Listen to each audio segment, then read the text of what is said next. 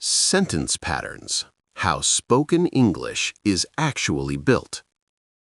To understand spoken English, it is necessary to change the unit of learning.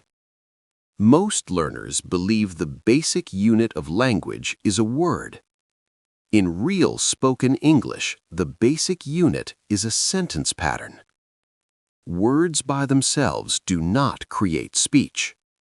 Patterns create speech. This is the main structural difference between understanding English and speaking English. What a sentence pattern really is. A sentence pattern is not a sentence you memorize once. It is a reusable structure that stays the same while the content changes. A pattern includes fixed word order, predictable grammar, and a clear communicative function. For example, the pattern I plus verb is not one sentence. It is a framework that produces hundreds of sentences. Why native speech sounds fast? Native speakers do not think which tense to choose, where to put the verb, how to order the sentence. All of this is already solved inside the pattern. When a speaker wants to communicate, they do not build a sentence. They activate a pattern. This is why speech flows. Words are flexible. Patterns are stable. In spoken English, words change easily. Patterns change rarely. This stability allows the brain to focus on meaning instead of structure. Example: pattern: I need plus noun or verb. Content variation: I need help. I need time. I need to leave. I need a break. The speaker does not rethink the sentence structure each time. The mistake most learners make. Learners often try to speak like this. 1. Choose words. 2. Apply grammar rules. 3. Assemble a sentence. This process is slow and fragile. Native speakers do the opposite. 1. Choose a pattern. 2. Insert information. This process is fast and reliable. Spoken English rewards structural familiarity, not grammatical creativity. High-frequency patterns dominate speech. Although English has many grammatical possibilities, spoken English relies on a small set of high-frequency patterns.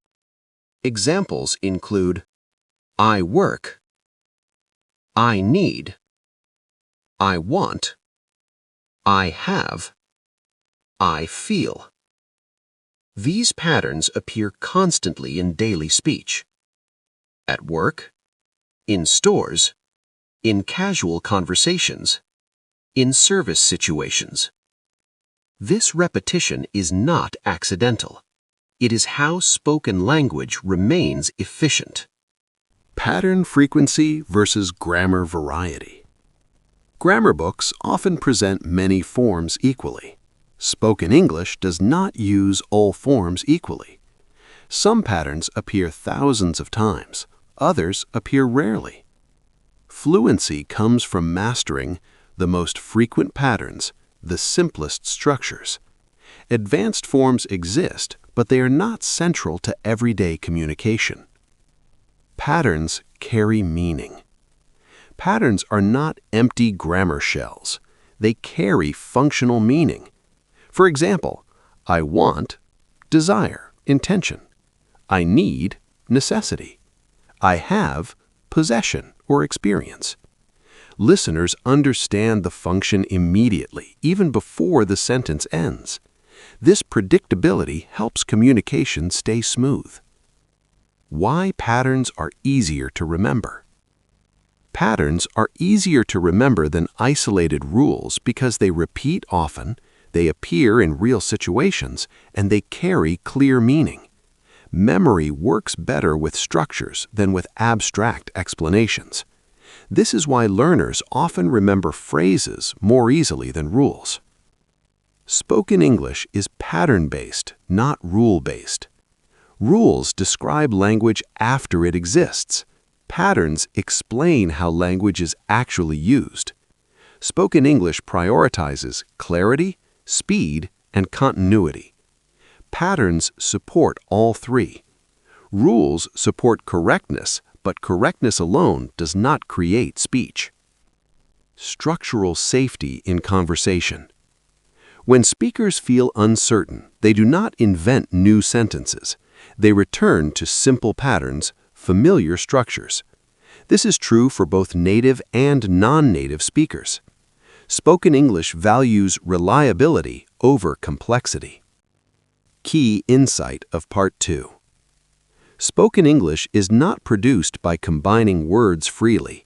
It is produced by reusing stable sentence patterns. If you understand patterns, speech becomes predictable, listening becomes easier, sentence construction becomes automatic. Patterns are the true building blocks of spoken English. In the next video, we'll explain how time works in spoken English without grammar confusion.